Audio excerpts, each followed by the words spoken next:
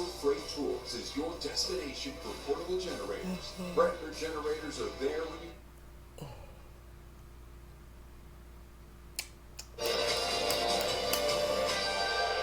Good day, this is Andrea Mitchell reports live from Geneva, Switzerland.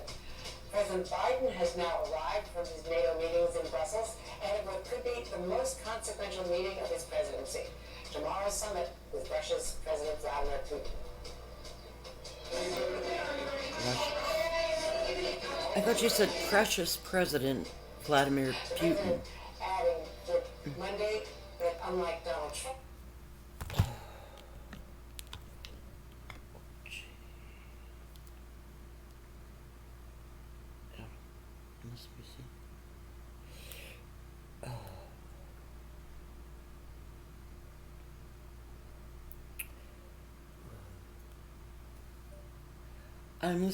I'm watching Andrea Mitchell, a news report, breaking Trump news and Biden going to Geneva. I thought she said precious President Vladimir Putin. Precious President Vladimir Putin. When I'm sure she meant Russia's President Vladimir Putin. Just wanted to tell you.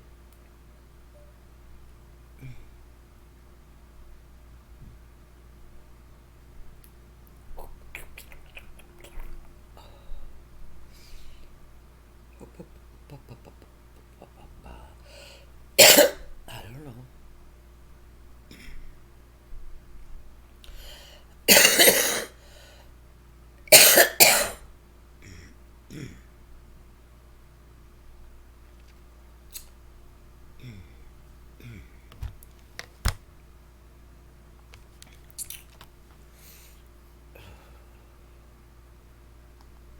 he would stand up to the aggressive Russian leader. He's bright, he's tough, and I've found that he is as they say when I used to play ball, a worthy adversary. Earlier today, President Biden again drawing a sharp contrast with former President Trump as he ended a 17-year-long trade war with Europe over airplane subsidies that will temporarily suspend tariffs on European luxury goods, including French wine, for American consumers. You're reasserting the fact that it's overwhelming the interest of the United States of America to have a great relationship with NATO and with the EU. That's probably. And the president was breaking precedent at NATO by talking about his Republican opposition while on the world stage. The leadership of the Republican Party is fractured, and the Trump wing of the party is the bulk of the party, but it makes up a significant minority of the American people. Joining me now, NBC's senior international correspondent Keir Simmons in Moscow, who of course has just conducted that extraordinary interview with Vladimir Putin, and with me in Geneva, Michael McFaul, former U.S. ambassador to Russia during the Obama administration. Well, Michael, let's talk first of all about your view of what we should expect and what you think the president can achieve in the summit. Well, normally summits are places for deliverables, for win-win outcomes for Russia and the United States, and even the Soviet Union and the United States going all that. Pre-cooked. All pre-cooked. A lot of work goes into that. This is not going to be a summit of deliverables. Very low expectations is my understanding from the Biden team, and that's okay. Sometimes you need to just disagree and agree to disagree, but air those disagreements. And now, I should mention that according to public reports, and we've confirmed this before you even arrived here, I was talking to sources and so was Peter Alexander, that you were part of a group briefing the president. He's been preparing, we know how well he's prepared, how much he's prepared, if you could prepare for Vladimir Putin. And certainly Keir's interview was a pretty good primer of Putin's attitude going in. But it was you and Fiona Hill, who we of course know was at the NSC and was a prominent witness during the first impeachment hearings over Ukraine. Rose Gutmuller, now from Stanford, a longtime arms control advisor to multiple administrations. So a large group, 10 or so people, trying to help the president understand Putin better. I assume Victoria Nuland as well, on stage tomorrow. Well, I shouldn't comment on a private conversation with the president, but it's indicative of the fact that he does prepare for these meetings. That's a big contrast from Helsinki, the last time we were at that summit together, Andrea, where that president didn't think he needed to prepare, and that was consequential for him. He made some big mistakes. And remember, I worked for the vice president a decade ago. I was at the last meeting he had with Here's Prime a Minister Putin. And the night arms before, control with expert a man named Tony Rose. Blinken, he's now Secretary Blinken. There's an arms control expert named Rose Gottemeyer.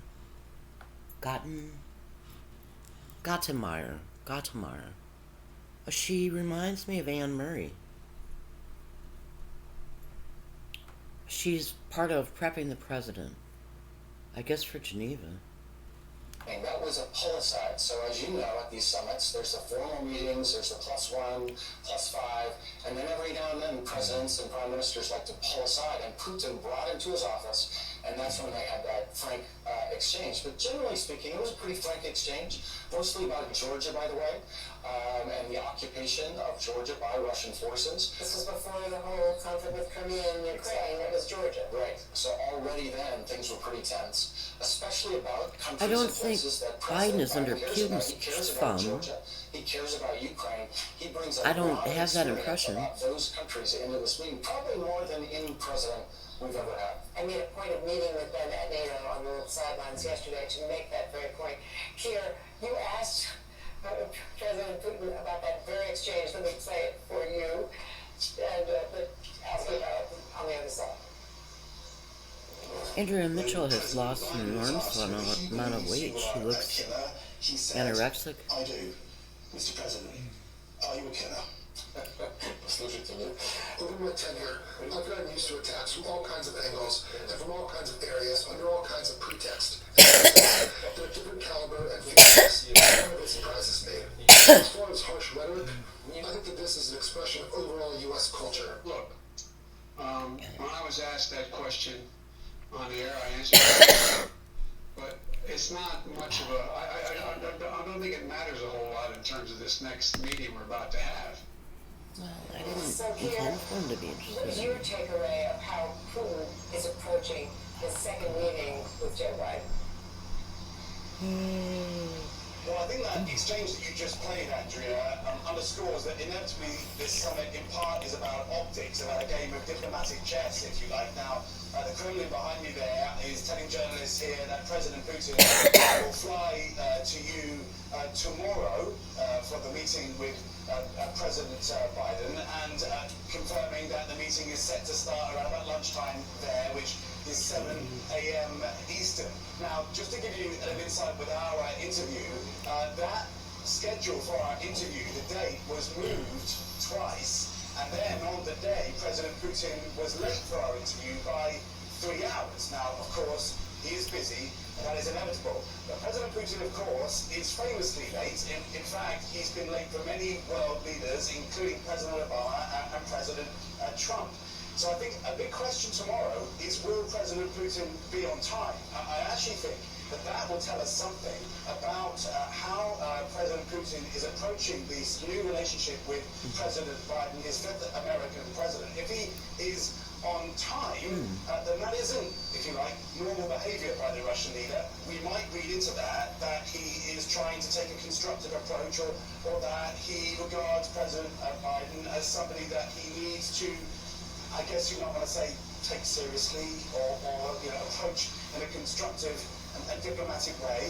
But don't be surprised if he isn't on time. And then I think for the Biden administration, one of the challenges, just optically, is how you present that. If President Biden has earnestly been thinking about how to go into this and talking to people like Ambassador McFaul, but while at the same time the Russian leader simply just doesn't start the meeting on time. And Michael, I think that you might infer that that's sort of an old KGB. The thing with depression, you get stuck. Multiple symptoms holding you. By being late, by keeping someone waiting. Keir, they kept changing the date for Keir's interview. Keir was so prepared, and he'd been there in quarantine waiting for the interview, and they kept moving it around to keep him off guard. Well, most certainly Putin's late. I've been to many of those summits. I think he made Secretary of State Kerry wait 5 hours, if I'm not mistaken. Jeez. He made President Obama in Los Cabos, Mexico in 2012 wait for 40 minutes. By the way, President Obama could care less. He was very relaxed looking at the ocean with me because I had nothing to do. It was great to see him. I was in Moscow at the time. But I think they've done, from what I understand, I think they've done something very clever here. Putin is to arrive first and greet the head of state of Switzerland, and Biden is then to show up second. So if Putin's late, President Biden will not be chilling his heels, and I think that's a great tactical move in terms of planning these kinds of meetings. So interesting. Kira, I wanted to play a little bit more from your interview with Putin's comments on cyber hacking and President Biden's reactions. Are you waging a cyber war against America? No, not that there is evidence. It's because there is proof. It's becoming farcical. We know it well, but we have been accused of all kinds of things. Election interference, cyber attacks, and so on and so forth. And not once, not one time did they bother to produce any kind of evidence or proof. If he chooses not to cooperate and acts in a way that he has in the past relative to cybersecurity and some other activities, then we will respond. I want to ask you both about that response. Kira, first to you. Well, Andrew, I think it's interesting to look at cyber because it's a good example of how difficult it can be to pin down President Putin. So, for example, you're going to go into the room that President Biden with President Putin.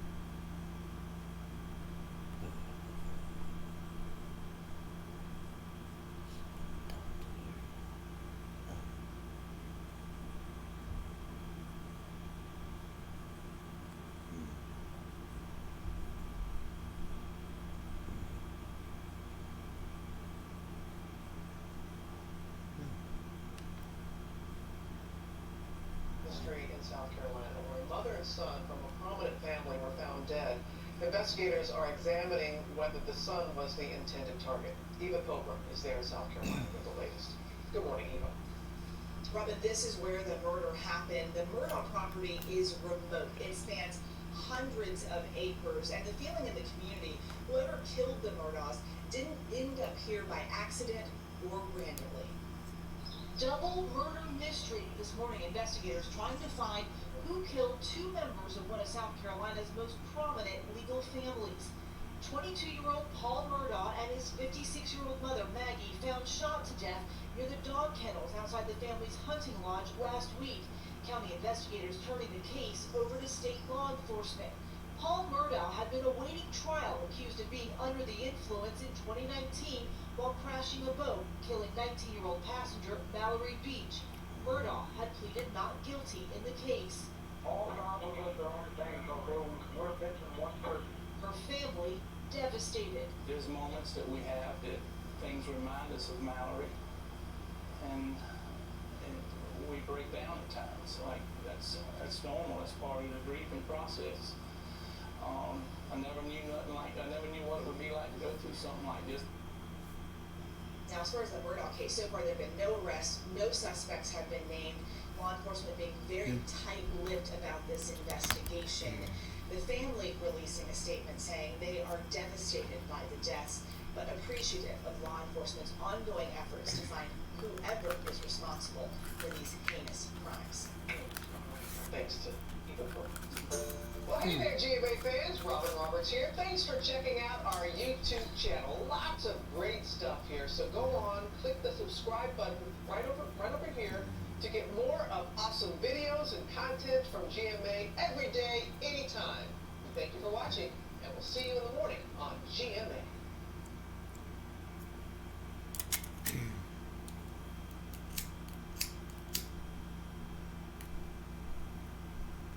From had to buy everything, Rashida, That's it. Tiny baby dolphin. to really remote resort, Rashida. Not remote enough, apparently. The new City Custom Cash Card is different. It automatically adjusts so you can earn cash back where your spending is trending. Tonight, President Biden's new warning to Vladimir Putin ahead of their high-stakes meeting in less than 48 hours. The president calling Putin a worthy adversary after meeting with other world leaders in his NATO debut and telling him if it continues its harmful activities, the U.S. will respond. And does he still believe that Putin is a killer, what he's now saying? And more of our NBC News exclusive interview, Putin denying responsibility for cyber attacks on the U.S., and his response when asked directly, did he order the assassination attempt on Kremlin critic Alexei Navalny? Our Keir Simmons in Moscow. The massive explosion and fire at a chemical plant nearby homes evacuated, why it could burn for days. The UK delaying its reopening by a month as cases of the Delta variant soar there. How will the vaccines protect against it?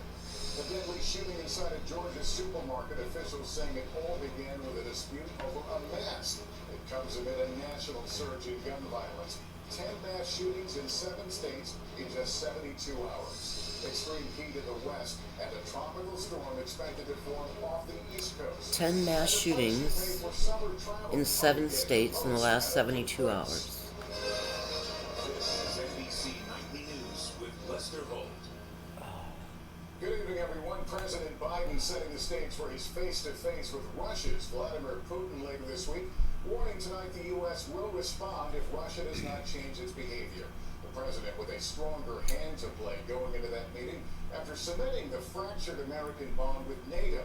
Meeting with fellow NATO ministers in Brussels today, President Biden declaring the military alliance and its core foundation of mutual defense are rock solid, as he works to nurture a relationship derided by President Trump when he was in office. The president, along with the rest of the world, getting what may prove to be a preview of the summit, as we hear more today from President Putin in an NBC News exclusive interview. But let's begin in Brussels now with NBC's Peter Alexander. Tonight, less than 48 hours ahead of that high-stakes summit with Russian President Vladimir Putin, President Biden calling him a worthy adversary and delivering this warning. If he chooses not to cooperate and acts in a way that he has in the past relative to cybersecurity and some other activities, then we will respond. The president also denouncing Putin's crackdown of his political opponents when asked what would happen if high-profile Putin critic Alexei Navalny died in a Russian jail. It would be a tragedy. It would do nothing but hurt his relationships with the rest of the world, in my view, and with me. President Biden's arrival here at NATO, heralded by allies, is a new chapter, where former President Trump slammed the transatlantic alliance as obsolete. Mr. Biden today touted the U.S.'s commitment to the group as a sacred obligation.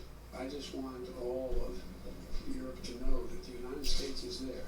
But critics say the president's policy towards Russia has been weak, including his recent decision to waive sanctions that would have blocked the completion of the gas pipeline Putin wants in Europe. He's not going into this particular meeting with Putin from a position of strength, but rather of weakness, because he's already given so many concessions. Tonight, President Biden responding to another criticism that this summit is an undeserved reward for the Russian leader.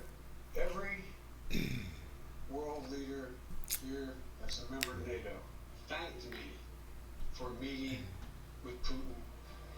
Before arriving in Brussels, the president's trip to the UK punctuated by pageantry, a royal reception courtesy of the Queen at Windsor Castle.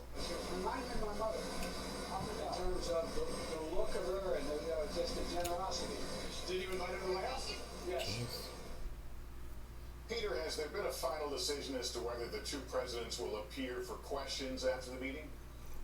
Lester, with the president saying that he's prepared to confront Vladimir Putin, we now know that he will not I think be Biden doing is it in older than he public. looks. The White House announcing that President Biden will not hold He a looks joint pretty news good on conference TV, afterwards with but Putin. Instead, he'll take questions alone. pretty old, I guess. Lester? Peter Alexander tonight, thank you. President Biden reacted today to our exclusive interview with Vladimir Putin. What did he think of Putin laughing off his criticism that he was a killer? NBC's Keir Simmons also pressing the Russian leader over whether he targeted his top critic.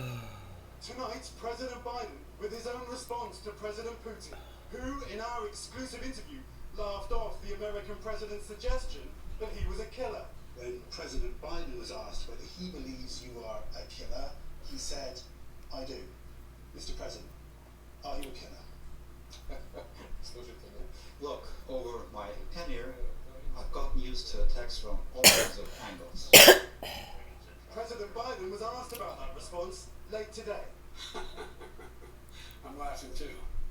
In our interview, we pressed the Russian leader on the accusation from critics that he tried to have his leading opponent, Alexei Navalny, killed.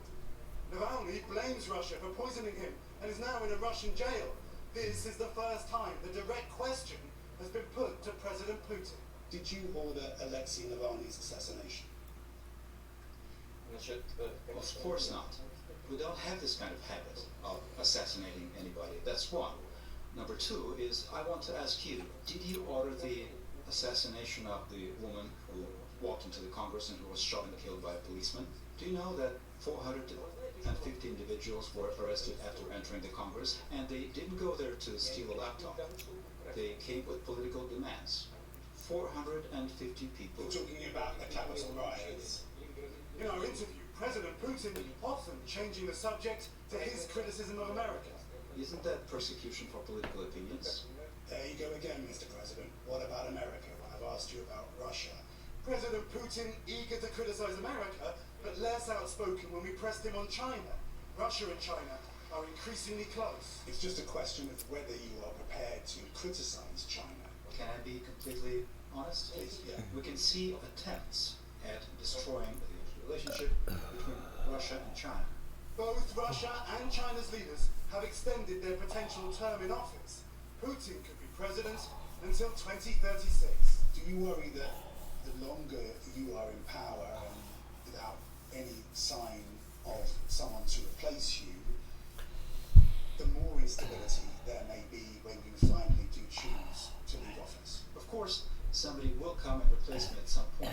If I can see that this is an individual who has constructive views, that he or she is committed to this country and is prepared to sacrifice his entire life to this country, I will do everything to make sure that such people will get support. Tonight, President Putin, inside the Kremlin, preparing to meet with his 5th US president, telling us he'll negotiate issues like cyber hacking while defending Russia in Berlin. The Russian leader, who President Biden today called bright and tough, is also complex. This week's summit, high stakes for both sides. Lester? Keir Simmons in Moscow tonight, thank you. In this country, a huge fire in a chemical factory in Illinois could burn for days, and a mandatory evacuation order remains in effect. Megan Fitzgerald is there.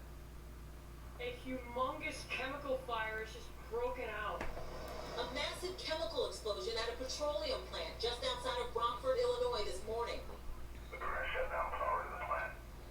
All 70 employees making it out without injuries, but the fire prompting all residents and businesses within a mile radius to evacuate. So you heard the explosion? Oh yeah, and multiple ones. Every time an explosion went off, the flames would go sky high. James Berger lives yards away and could feel the heat from the raging fire. His sister, who lives 15 miles out of town, seen debris falling into her yard. The main thing is that we don't want an environmental nightmare to occur. At ground level, the air quality is good. It's just what you see in being, dumped into the atmosphere with the smoke. An environmental hazard with no end in sight as investigators trying to figure out how it started. Just outside Rockford, Illinois. Chemical and product that's inside the plant. Now, fire officials tell us that this could burn for days. They're limiting the amount of water that they're dropping on the fire because they're concerned about an environmental nightmare where contaminated runoff makes it its way into the nearby river. Lester, it's just 300 yards away. Yeah, what an ominous and unsettling backdrop that is. Megan, thank you. In just 60 seconds, a supermarket cashier shot and killed in a dispute over wearing a mask. We'll have late details. It's a petroleum As the plant. country races to fully reopen, the new Delta variant of coronavirus is adding urgency to getting more people vaccinated. 174 million have gotten at least one dose as health authorities try to overcome resistance. Here's Miguel Almaguer. As our nation marks the loss of more than 600,000 lives, tonight the highly contagious Delta variant, first identified in India, remains the This most is serious Rockton threat Chem here Tool at home. plant. After exploding across the UK, But it was the now devil. extending that nation's lockdown for another month. A new analysis suggests the fully vaccinated are more than GEV? 90% protected against hospitalization from the variant. If you are vaccinated, you are protected. But a fight is underway against vaccinations. A federal judge has just dismissed a lawsuit at Houston Methodist Hospital, siding with the medical center that's requiring all 25,000 employees be vaccinated by June 21st or face termination. We are prepared to get terminated at this point. Plaintiff and nurse Jennifer Bridges says the small group will appeal, but as more hospitals require vaccinations as part of employment, more protests and litigation are coming. You can't just go into work and say, I don't want to do these things. You're not going to be working there too long. Pretty soon the employer's going to recognize vaccination as part of a safe workplace. In addition to hospitals, select airlines and universities are requiring some employees to get vaccinated. And now with an estimated 30% of Americans still not back at the office, the legal groundwork is now set for more businesses to follow It says suit. Prairie Hill Road in Winnebago County When the state is lifting COVID when restrictions it's in tomorrow, employers will Rockton, be given the right Illinois. to verify the vaccination status of their employees. And that too or will Rockton face Chemical legal Plant Fire. challenges. Lester? All right, Miguel I don't Almaguer, know. thank you. Authorities in DeKalb County, Georgia say a cashier at a supermarket was shot and killed in an argument with a customer over wearing a mask. A sheriff's deputy working part-time at the store returned fire, wounding the suspect. And that shooting comes on the heels of a rash of gun violence across the country over the weekend. Now police across the country are bracing for a deadly summer. With more on that, here's Gabe Gutierrez. Surveillance video captures the brazen attack in broad daylight. A cyclist stabbing a delivery man in the back. The NYPD now investigating. It's Prairie Hill Road in Winnebago County, Illinois. To Cincinnati. Violent crime surged this weekend. At least 11 people killed. 55.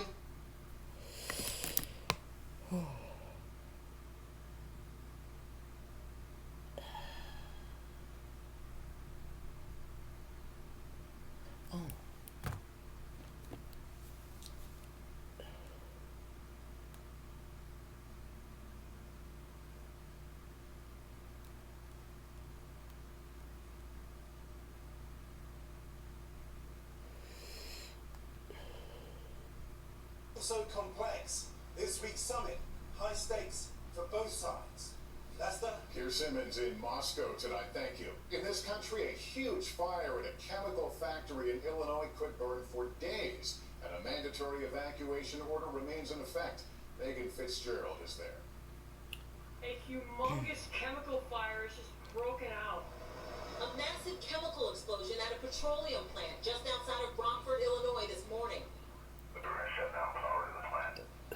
All 70 employees making it out without injuries, but the fire prompting all residents and businesses within a mile radius to evacuate. So you heard the explosion? Oh yeah, and multiple ones. Every time an explosion went off, the flames would go sky high. James Berger lives yards away and could feel the heat from the raging fire. His sister, who lives 15 miles out of town, seeing debris falling into her yard. The main thing is that we don't want an environmental nightmare to occur, and at ground level, the air quality is good. Lubrizol That's just what we Corporation's see Chem being, Tool dumped into the facility. atmosphere. Lubrizol. An environmental hazard with Lubrizol. Lubrizol.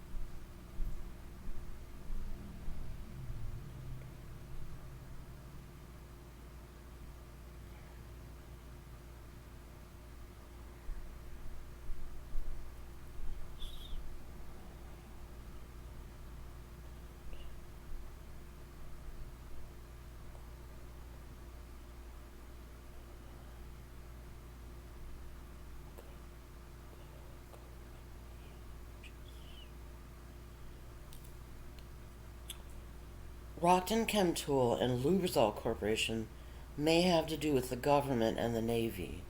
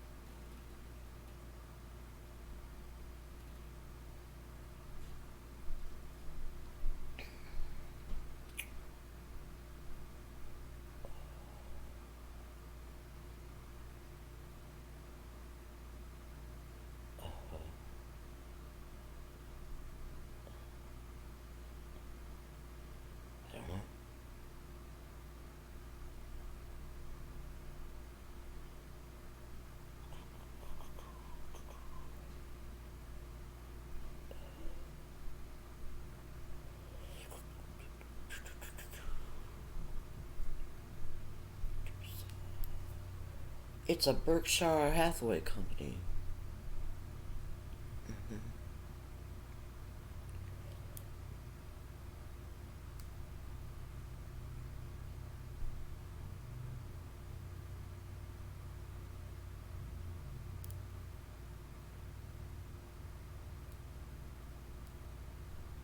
Berkshire Hathaway.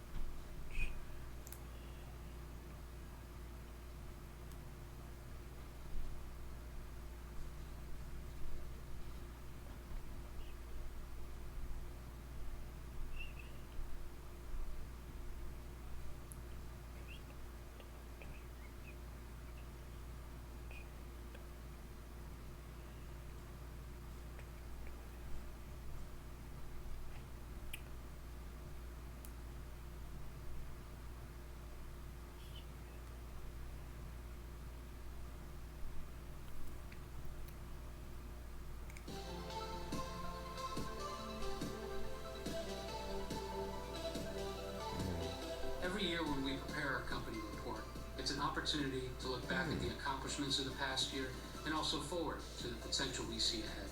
And this past year has certainly been challenging for all of us, and I'm proud to say that the Lubrizol team has helped address some of the world's most significant challenges, like improving health and hygiene, reducing emissions, extending equipment life, reducing waste, and improving the lives of billions. We help the world move cleaner, create smarter, and live better in ways that only Lubrizol can. Our employees were at their very best this past year.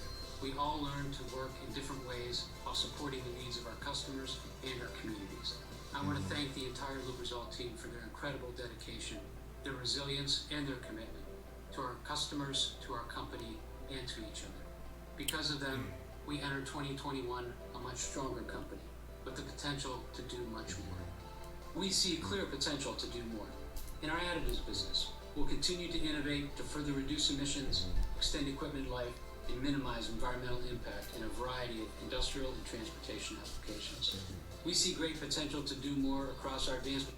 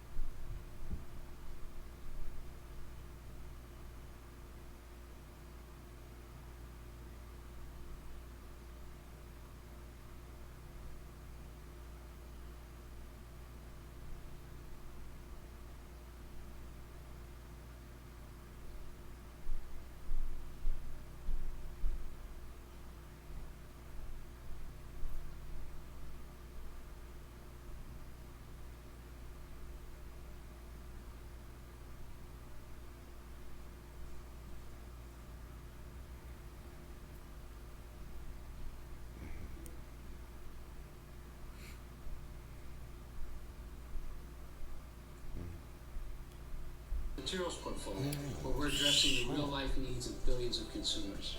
Our life science team will continue to enhance health and hygiene, and will continue to introduce sustainable innovations in a variety of industries through our coatings and polymer technologies. We see exciting potential to do more in new markets through Lubrisol's corporate ventures team. This includes energy and thermal management solutions that will increasingly be in high demand in an increasingly electrified future. Throughout all of our work, there is an intense focus on sustainability. We are committed to do our part to make the world a better place. We're also committed to build upon the culture of our company with an accountable, empowered workforce that is truly inclusive, where different ideas, perspectives, and experiences are not only welcomed, but they're celebrated, where talented people can be their absolute best. We're excited about our potential because of the tremendous partners and customers we have around the world.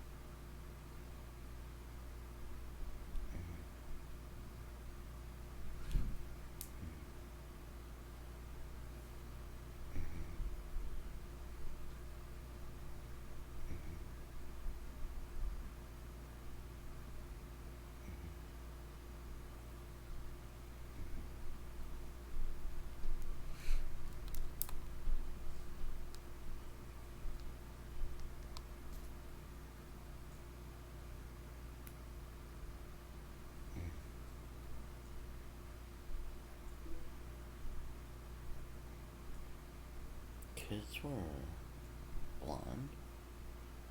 I don't.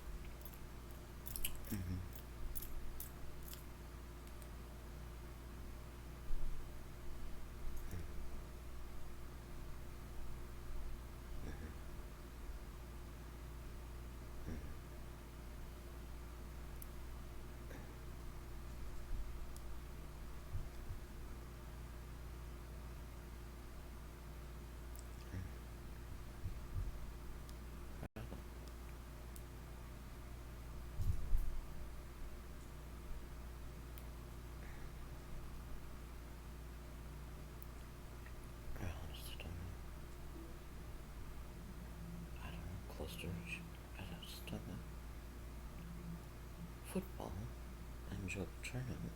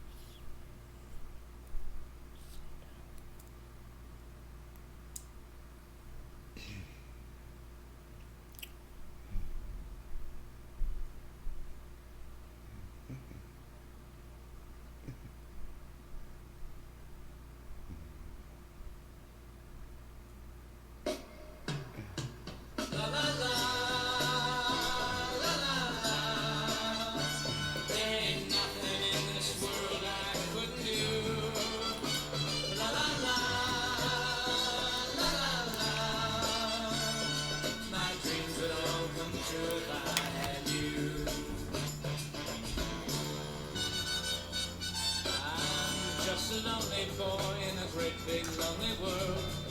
Someone like you could make my dreams come true. And all the mountains I could climb if you just put your hand in mine. There ain't nothing in this world I couldn't do. Ah, la, la, la, la, la, la. There ain't nothing in this world I couldn't do. La, la, la, la, la, la. My dreams would all come true if I had you. You can make a rainy day sunny in my mind. You make the world seem like a friend to me. Yeah, there ain't nothing I couldn't do if you were there to see me through. And I loved you and knew that you loved me. Come on, la la la, la la la. There ain't nothing in this world I couldn't do. La la la la, la la la. My dreams would all come true if I had you. Well, I would feel 10 feet tall if you were at my side. Ain't nothing in this world I couldn't do. The kings would give up thrones to me and love for just one hour like me. And that's the way I'd feel if I had you. Come on, girl. La la la, la la la.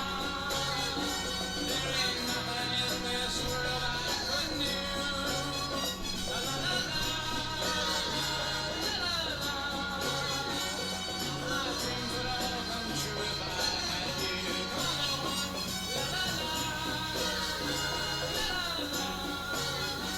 There ain't nothing in this world I couldn't do.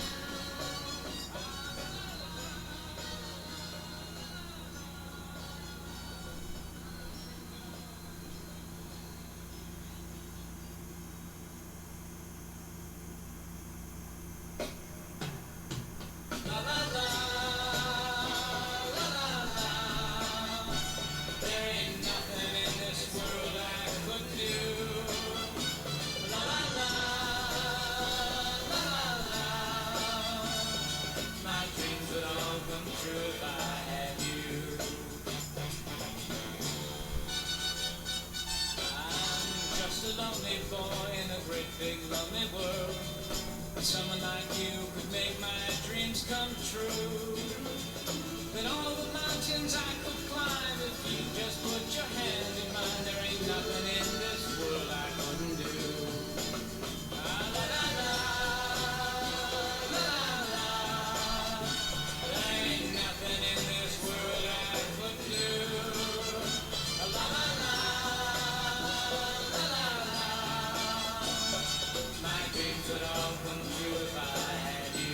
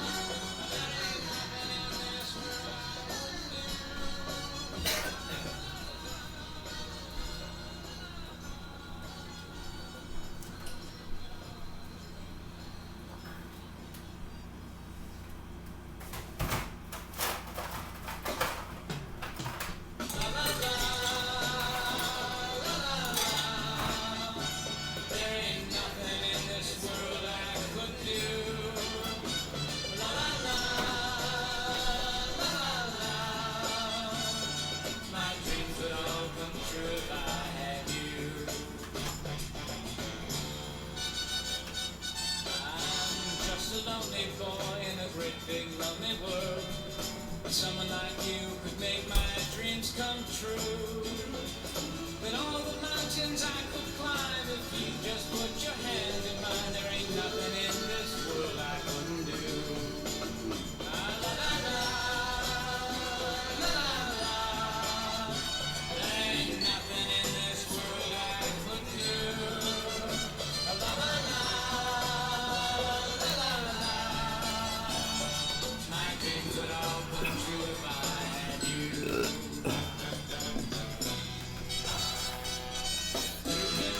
Rainy day is sunny in my mind.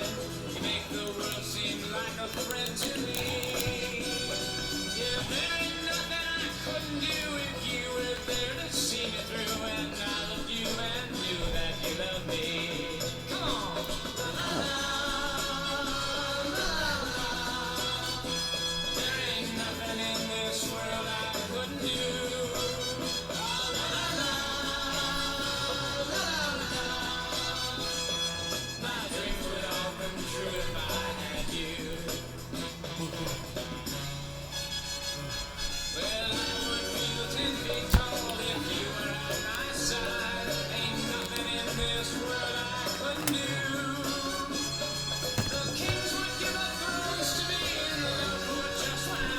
I'm gonna upload this